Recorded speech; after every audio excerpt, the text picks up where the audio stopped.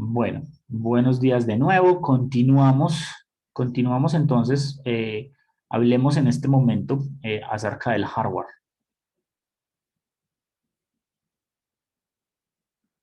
Entonces, ¿qué es el hardware? Pues básicamente el hardware es lo físico, lo que es tangible en un computador, ¿cierto? Las cosas que usted puede sostener en la mano. ¿Qué es el software? Pues es el programa, ¿no? Lo que usted se ejecuta. El hardware de los computadores pues ha tenido evoluciones significativas. Como les dije, la arquitectura probable del estado del arte todavía hoy en día es basada en lo que por allá atrás, en los años 40, von Neumann concibió que podía ser la arquitectura básica de un computador. Y pues hoy en día las diferencias son tecnológicas, más no filosóficas, ¿cierto? O sea, entiendan, ustedes deben entender eso, que pues hay una diferencia entre la metodología, la idea fundamental y que obviamente con el paso del tiempo lo que cambia es la tecnología con la que yo puedo implementar esas ideas. Eh, por acá en el libro, en alguna parte del libro, ustedes van a ver un dibujo como este. O sea, entonces, básicamente, esta es la estructura básica de un computador. Entonces, ¿qué tiene un computador por dentro? Pues una serie de interconexiones. Eso es. Permítanme, de hecho, dibujar voy a hacer este mismo dibujo, pero lo voy a hacer un poquito a mi manera. ¿Ya? Mm, la parte más importante de un computador, curiosamente, curiosamente ni siquiera son la memoria, el procesador, ¿cierto? La parte más importante de un computador son unos cables que están guardados dentro de algo que se llama la tarjeta madre o la mainboard. Los cables que están ah, a ver, allá. Los cables que ustedes pueden encontrar en esa tarjeta, pues básicamente tienen un propósito específico y es interconectar las diferentes partes del computador. Entonces, usualmente a esta cosa se le conoce como el bus, el system bus, ¿cierto? Y el system bus usualmente está dividido en un bus de datos, un bus de datos, un bus de direcciones y un bus de control. Entonces, esos buses en realidad son colecciones de cables que tienen unas características eléctricas y mecánicas muy especiales para permitir conexiones de muy alta velocidad, para poder que por ahí usted pueda poner a variar los potenciales eléctricos en los diferentes niveles en que los necesita poner, para que esos potenciales eléctricos se vuelvan información digital. Entonces, curiosamente, alrededor de esto, ¿cierto? Es donde se generan algunos dispositivos o donde yo debería introducir algunos dispositivos en particular. Entonces, primero, hay una cosa que se llama, ay, perdón, hay una cosa que se llama la CPU, luego hay una cosa que se llama la RAM y pues en ese orden de ideas y como para ser históricamente correcto, más no perceptualmente correcto, pues con respecto a lo que hoy es en día, pues hay una vaina que se llama la ROM. Entonces, casi todos los dispositivos de cómputo necesitan de estas partes básicas, más un conjunto de partes o un conjunto de periféricos adicionales a los que yo solamente voy a agrupar en dos categorías, los de entrada y los de salida. Entonces, miren que en el dibujo que muestran un poquito más amigable en el libro les van a hablar es de puertos, ¿cierto? Que son los puertos de entrada-salida. En los puertos ustedes pueden conectar impresoras, ratones, teclados, micrófonos y cámaras y todo lo que necesiten conectar como periférico al computador se conecta a través de los dispositivos de enlace de puerto que va al System Bus. ¿Ya? Y de resto, pues lo que hay es una conexión, ¿cierto? Son un montón de conexiones. Entonces, los dispositivos de entrada-salida agrupan un montón de dispositivos. Obviamente hoy en día no existe un dispositivo específico de entrada y un dispositivo específico de salida, porque uno podría decir que la pantalla es un dispositivo puro de salida, pero hay pantallas táctiles, o sea que es entrada y salida. Los teclados son dispositivos puros de entrada, pero los teclados tienen bombillitos para alumbrar qué tecla está prendida, o sea que no son de entrada pura. Lo mismo el ratón. Los ratones posiblemente serían dispositivos de entrada pura porque usted simplemente maneja la posición del puntero y la posición de las ruedas. Pero hay ratones de gamers y hay ratones específicos para jugar que, por ejemplo, vibran, ¿cierto? O, por ejemplo, tienen eso se llama una reacción háptica al usuario. O sea que dispositivos puros de entrada y dispositivos puros de salida, pues eso necesariamente está difícil de ver hoy en día, ¿ya? Entonces, conceptualmente, una agrupación de esta cosa se conoce como puertos. Pues los puertos usualmente son de entrada-salida y hoy en día ustedes conocen muchos. ¿Cuál es el más popular? ¿Cuál es el puerto más popular? USB. USB. El Universal Serial Bus. Y entonces, aunque significa bus serial universal, lo que tiene de universal es nada, ¿cierto? Porque esa vaina es súper específica. Sin embargo, muchos dispositivos tratan de seguir el estándar de conectores y tratan de seguir el estándar de conexión de la norma, se me olvida el nombre, ¿cierto? IEEE, yo no sé qué, que especifica las conexiones específicas del Universal Serial Bus, del Universal Serial Bus. De ahí para abajo hay una gran cantidad de puertos. Un puerto típico para conectarse a las pantallas, El HDMI. HTML, HDMI. HDMI. Y el VGA. Ese es High Definition Multimedia Interface. O sea, es una interfaz multimedia de alta definición. Ese es el HDMI. Y, uy, alguien mencionó VGA. Claro, esto es lo que se conoce como un puerto legacy. ¿Saben qué significa legacy? Los que juegan juegos de video probablemente han visto esa palabra en algún lado. Los computadores tienen que, bueno, tanto en el hardware como en el software tienen que mantener compatibilidad hacia atrás. Entonces, VGA es una de las primeras resoluciones de pantalla que existió en los computadores comerciales. VGA es 640 por 480. Esa es la típica. El puerto se quedó llamando VGA, así la resolución que tenga sea lo que se conoce como XVGA o SVGA, ¿cierto? Hay un montón de siglas para las resoluciones, como VGA, SVGA, que está 600 por 800, XVGA, que es 1024 por 768, y de ahí para allá, pues hay muchas otras resoluciones, ¿cierto? Hasta que llegan a las que ustedes conocen, 2K, 4K, 8K. ¿Sí? Entonces, estos pues son nombres un poquito más familiares para resoluciones para la generación de ustedes, ¿ya? Pues, la mayoría de los televisores que fueron comprados en los últimos 5 años tienen resolución 2K, la mayoría de los televisores que fueron comprados en los últimos 2 años tienen resolución 4K.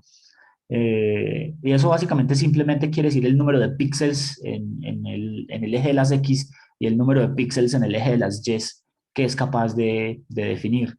Pero los computadores tienen un puerto, es un puerto específico que se llama VGA, que es para conectar esas pantallas legacy o esas pantallas de años atrás que todavía están por ahí. Y por ejemplo los video ins y bueno, muchas otras cosas. Y hay otros puertos, ¿no? O pues hoy en día la mayoría de los teclados, ratones, se conectan por USB, pero habían otros puertos legacy, como por ejemplo el PS2, en un puerto redondito en donde uno conectaba el teclado y el mouse, que de hecho venían de colorcitos, un color verde. Creo que el color verde, si la memoria no me falla, era el ratón y el color fucsia era para el teclado. ¿Alguien alguna vez le tocó un computador de esos? Sí, a mí sí me Pero pues tocó. también había como uno moradito. Exacto. Entonces, pues hoy en día tratan de hacerlo. Los que utilizan computadores Mac, pues probablemente tienen un puerto que se llama el Thunderbolt, que es como un híbrido entre el HDMI y el USB, específicamente para algunos dispositivos que utilizan la tecnología de conexión Thunderbolt, que es de muy alta velocidad, sirve para conectar cámaras, sirve para conectar pantallas, teclados o dispositivos genéricos. Entonces, más todos los puertos y conectores de propósito específico que haya para pues, otras cosas. Ah, bueno, y están los lectores de tarjetas, ¿cierto? Los SD, los lectores de tarjetas SD card y ese tipo de cosas, aunque pues hay convertidores SD card USB, micro SD card USB, es micro SD card, SD card, en fin. Muchos computadores, en especial los portátiles, tienen una ranura. Yo tengo una de esas, no sé. Me parece que sí, no la veo. Ah, sí, ya la veo, al lado de uno de los puertos USB. Tienen una ranura que es más grande de lo normal, pero muy delgadita, que es donde usted mete estas tarjetas que vienen en la mayoría de las cámaras, en algunos celulares, etcétera, etcétera, que son pues tarjetas de almacenamiento. Entonces, los puertos son los que permiten conectarse al System Bus. Voy a dibujar esto en verde. Pues básicamente, ¿esto qué consiste? Esto consiste en que la CPU es el director de orquesta. Entonces la CPU tiene que leer y escribir en el bus de datos, porque pues los datos son los que traen la información. Pero las direcciones y el bus de control es básicamente lo que dice en dónde colocan los datos y quién puede funcionar. O sea, la CPU es la que dice, mire, puerto USB número 1, a donde está conectado el teclado, usted en este momento puede funcionar o puede mandarme un dato. Bueno, eso tiene sus implicaciones, pero de forma conceptual, uno lo que puede decir es que la CPU da órdenes en el bus de dirección y da órdenes en el bus de control. Todos los demás reciben órdenes del bus de direcciones y reciben órdenes del bus de control. Entonces, este recibe órdenes del bus de dirección, recibe órdenes del bus de control y lo mismo pues los puertos, ¿cierto? Los puertos reciben órdenes del bus de dirección, reciben órdenes del bus de control, reciben órdenes del bus de dirección, reciben órdenes del bus de control, así, ya. Y sin embargo, pues también hay diferencias. Por ejemplo, la memoria RAM es de entrada y salida. Usted puede escribir y leer en la memoria RAM, o sea que es bidireccional. La memoria ROM, o sea, RAM significa Random Access Memory y ROM significa Read Only Memory. O sea, random significa memoria de acceso aleatorio. ¿Qué es lo que tiene de aleatorio? En realidad no debería llamarse aleatorio, sino arbitrario, porque no es que usted al azar escoja en qué punto va a acceder la memoria, eh, sino que al principio las memorias, o sea, por allá en los años 40, cuando se estaban inventando las memorias, había que leer toda una memoria en orden para poder usted obtener el valor que necesitaba. Mientras que luego se crearon las memorias de acceso aleatorio, o memorias de acceso arbitrario, diría yo, en donde usted no necesita leerla en orden. Usted simplemente puede decir, mire, necesito tal posición de memoria, necesito solamente tal variable. Y entonces esa memoria RAM ya es capaz de ir y leer solamente esa posición que es definida por el bus de direcciones. O sea, en el bus de direcciones yo digo, leer tal dirección de memoria. En el bus de control doy la orden de leer y luego entonces en el bus de datos aparece el dato que esté metido ahí en esa posición de memoria. O si doy la orden de escribir, entonces se guarda en memoria el dato que esté en el bus de datos.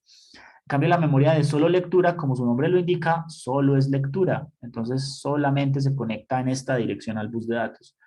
Y pues los dispositivos de entrada entran datos al bus de datos y los dispositivos de salida sacan datos del bus de datos. Como les digo, pues ya los puertos son otra cosa.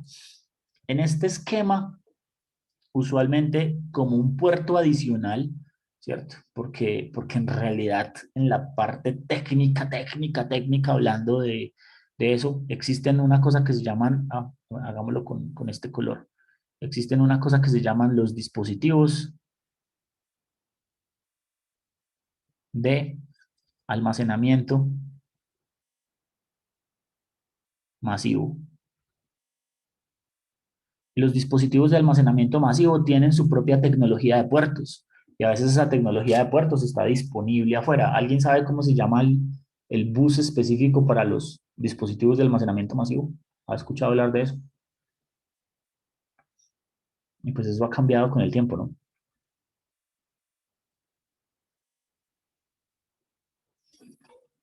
Sí, profe. ¿Has escuchado hablar de cuál es la tecnología por la cual se conectan esos dispositivos de almacenamiento masivo al computador? Como por ejemplo, ¿cierto? El disco duro que ustedes tengan dentro del computador. Esos son los dispositivos de almacenamiento masivo. A eso me refiero, al disco duro. Y los discos duros usualmente vienen en dos tecnologías clásicas, ¿cierto? Uno es el de estado sólido. HDD, ¿cierto? Y SDD. Este es, Ajá. perdón, SSD. Es con doble S. SSD, ¿cierto? Y entonces estos que están aquí, ¿cierto? Esto significa Solid State Device. Son los dispositivos de estado sólido. Y estos de acá, ¿cierto? Son los discos típicos y tradicionales que existieron por muchos años, que todavía son comerciales y la mayoría de los computadores pues, de baja gama todavía los tienen. Me refiero pues a los nuevos. Si usted va y quiere comprar un computador en al costo hoy y quiere mantener el presupuesto dentro de cierto rango, pues probablemente la forma más fácil de hacer eso, de mantener el presupuesto dentro de cierto rango, es utilizar un disco HDD, que son discos mecánicos, ¿cierto? Son mecánicamente diseñados con algunos componentes electrónicos. Es esto. Así se veía un disco duro convencional HSD, que miren que es literalmente un disco magnético que está colocado en un servomotor para controlar la posición y tiene un sistema de control de posición de aguja. La aguja es un magneto que lee la información magnética que está guardada en el disco. Literal, es como si fuera un LP, ¿cierto? Es como si fuera un long play de esos viejos, pero mucho más sofisticado para poderlo hacer a muy alta velocidad, para poderlo hacer en diferentes niveles, en diferentes capas, y con un orden de almacenamiento establecido. Entonces, los discos duros tradicionales se llaman los HSD. Los discos duros modernos no tienen partes móviles, es solamente electrónica, por lo tanto son muy rápidos de leer, y un poquito más lentos para escribir, ¿cierto? Ese es un problema que existe con la tecnología de estado sólido, que la velocidad de transferencia de datos no es simétrica. Es más difícil escribir sobre él que leer de él. Entonces, si usted va a leer algo del disco estado sólido, pues es muy rápido, pero si lo tiene que luego escribir, pues es ligeramente más lento. En todo caso, mucho más rápido que la tecnología HDD. Eh, y pues la mayoría de los computadores hoy en día trae alguna mezcla de los dos o discos duros de estado sólido o bueno, pues esa es la idea. Y pues se conectan por puertos específicos que van directamente al System Bus. Les cuento, usualmente lo que se coloca en la RAM se conoce como almacenamiento primario.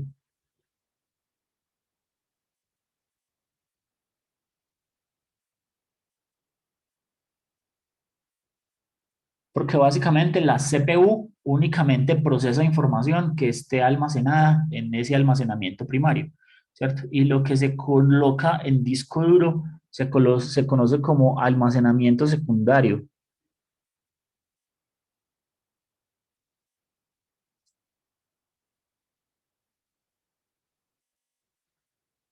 Y existen, pues en realidad no es que se conozca con el nombre de almacenamiento terciario, pero el resto, ¿cierto? Se conocería como almacenamiento remoto, porque por aquí, por los puertos, yo también puedo instalar dispositivos de red.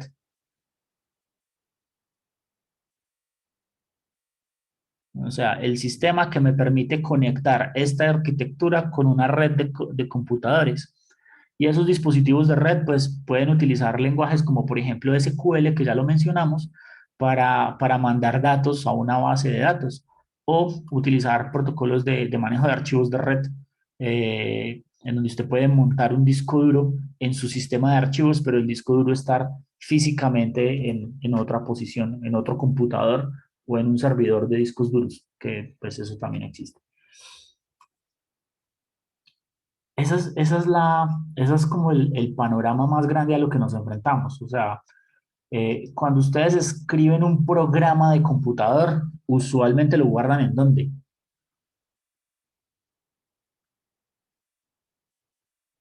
¿Ustedes qué creen? Dentro de esta arquitectura, el primer programa de Python que escribimos la clase pasada, ¿en dónde quedó guardado? En almacenamiento secundario. Muy bien, queda guardado en almacenamiento secundario y el archivo se identifica con alguna codificación propia del sistema de archivos que se esté manejando, ¿cierto? Del software que maneja el dispositivo de almacenamiento secundario. Entonces, no sé, creo que el programa lo llamamos, si la memoria no me falla, holamundo.py, ¿cierto? Entonces, este holamundo.py no es más que una etiqueta puesta a una dirección electrónica que está guardada con un código hexadecimal o numérico largo que apunta a una posición específica del disco duro en donde usted lo guardó, ¿ya? Entonces, para nosotros es simplemente un nombre, para el disco duro como tal es una posición de memoria dentro de su sistema de archivos de almacenamiento secundario. El almacenamiento secundario y el almacenamiento primario tienen dos diferencias muy, muy críticas, ¿cierto? La primera diferencia es que se conoce como secundario porque usualmente es masivo y cuando sean masivos, pues hace que la velocidad de lectura y escritura no sea lo suficientemente rápida para mantener las necesidades del procesador, o sea, de lo que está en la CPU. Les cuento, eso ha venido cambiando porque de hecho hay arquitecturas ya en donde prácticamente no hay almacenamiento primario y secundario, todo es almacenamiento, todo es almacenamiento secundario, no existe como tal una memoria RAM pura, sino que todo se hace directamente con el disco duro de estado sólido.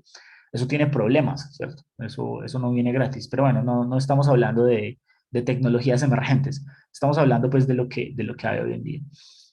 La memoria RAM es la memoria primaria, es donde se mantiene todo activo para poder que la CPU trabaje. Entonces pregunta, en el momento en que usted le da run a su programa, ¿qué pasa con holamundo.py? ¿Pasa de dónde a dónde?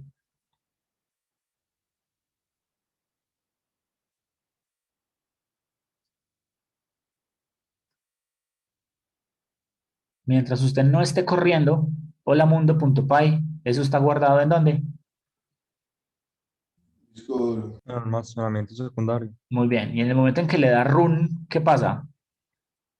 Pasa a la memoria, al almacenamiento primario. Entonces la CPU le da la orden al disco duro de subir ese código al almacenamiento primario.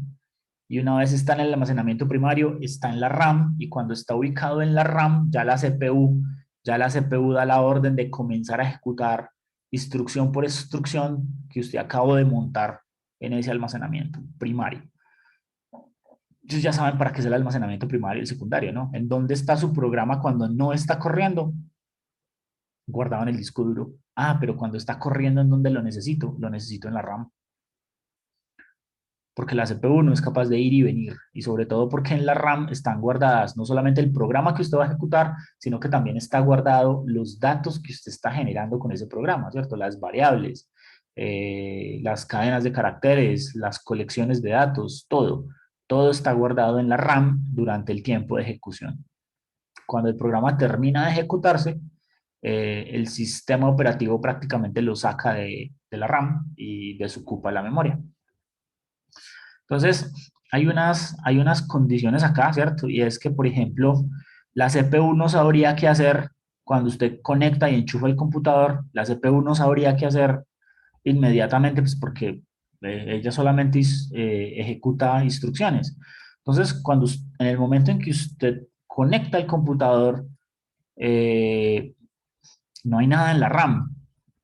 Aprovecho para decir, si no lo he dicho antes, la RAM es energodependiente o volátil. O sea, la RAM solamente mantiene los datos mientras esté conectada a la electricidad.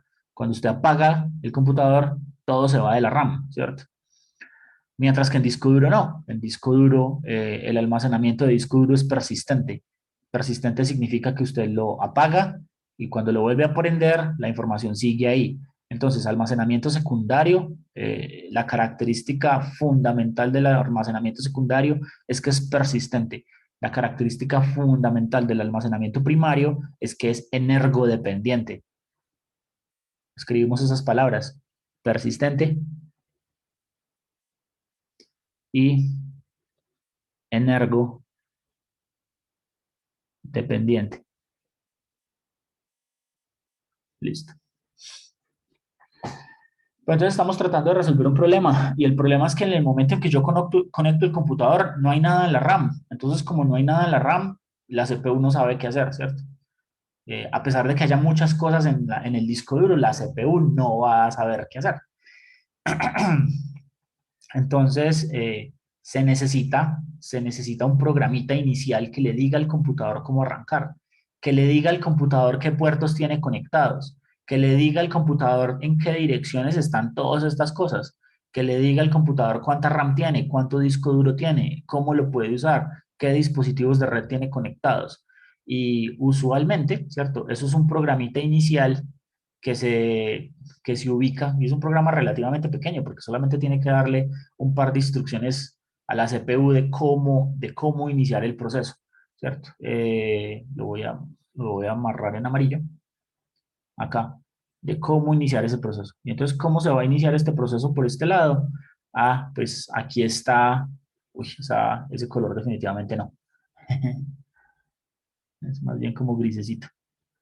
Entonces, la memoria ROM en un computador o en la arquitectura von Neumann en particular, en todos los computadores que se parezcan a esa arquitectura von Neumann, pues prácticamente lo que hacen es que tiene el programita inicial para que cuando usted enchufe y conecte, la CPU sepa qué hacer, ¿cierto? Entonces la CPU ya sabe que cuando se prende, busca en la ROM la primera línea de código. En la primera línea de código aparece el boot. Eso se conoce, ese programa se conoce con el nombre de boot. ¿Ya? Entonces, yo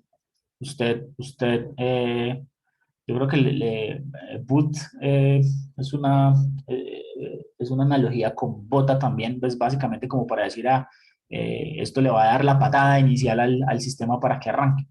Entonces, uno lo que hace es colocar un programa de booting, un programa de boot en la ROM, y ese programa de booting lo que le dice a la CPU es cómo comenzar a utilizar su sistema. Entonces, para poder usar todo el hardware que ustedes tienen, necesita un programa de boot. A veces este programa de boot trae opciones configurables. Es configurable.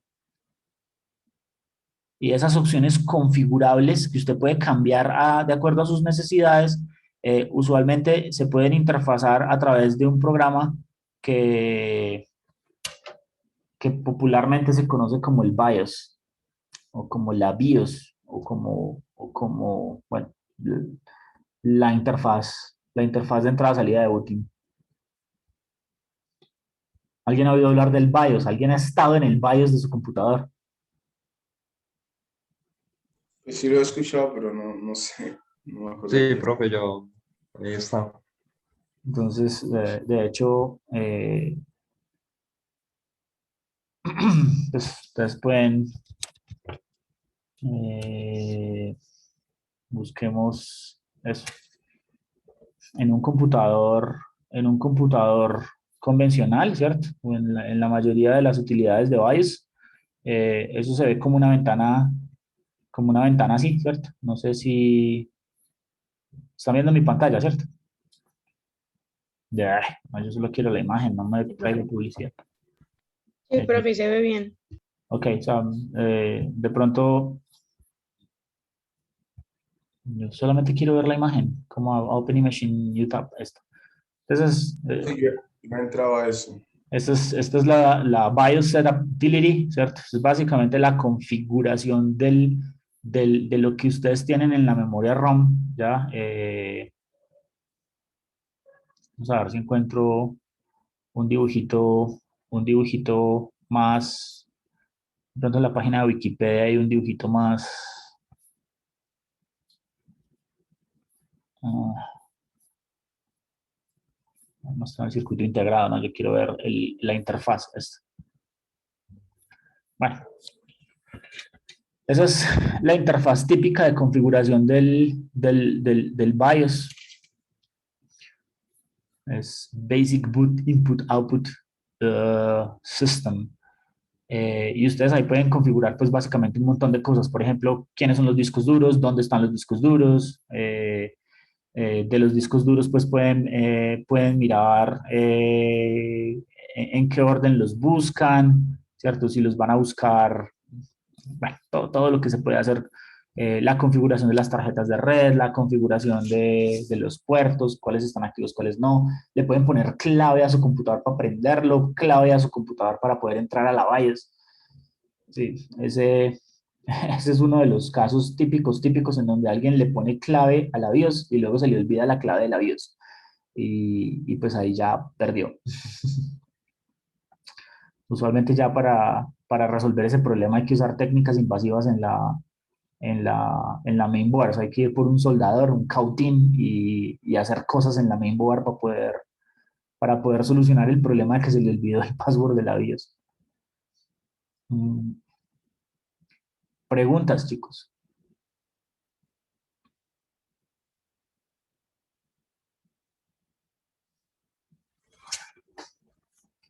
¿Cómo vamos? ¿Está clara la charla? Miren que es una charla más informativa, ¿cierto? Todo esto está relativamente descrito en el capítulo 1, ¿cierto? En donde, en esta presentación que tengo, solo tengo las fotos del capítulo 1. Les hablaba de ENIAC. Esta es una foto de cómo era un computador en esa época. De los primeros computadores. Obviamente, esta es una instalación militar. No es sino ver el uniforme de los soldados que están ahí trabajando sobre la máquina. Eh, bueno, y obviamente, este es Guido van Rossum. Este básicamente es el autor inicial del estándar de Python. Esa es la persona que dijo, estoy cansado de poner un punto y coma al final de cada programa en C++, me quiero crear mi propio compilador. Bueno, en fin, pero pues esta era como la sección introductoria de la que quería hablar, en particular acerca de cómo es el hardware de los computadores. No sé si tienen alguna pregunta, chicos.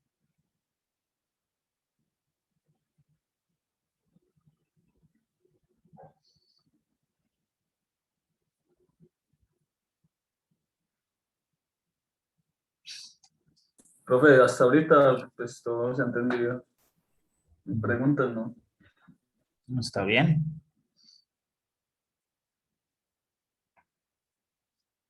Entonces, por ejemplo, eh, una memoria USB, un memory stick, de esos que son memorias USB, ¿qué tipo de almacenamiento son? ¿Primario o secundario?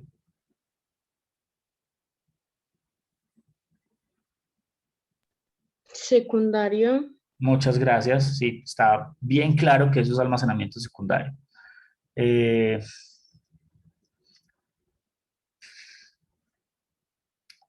¿Listos? Entonces, este es un buen momento para detener el video de esta sección antes de comenzar con el próximo.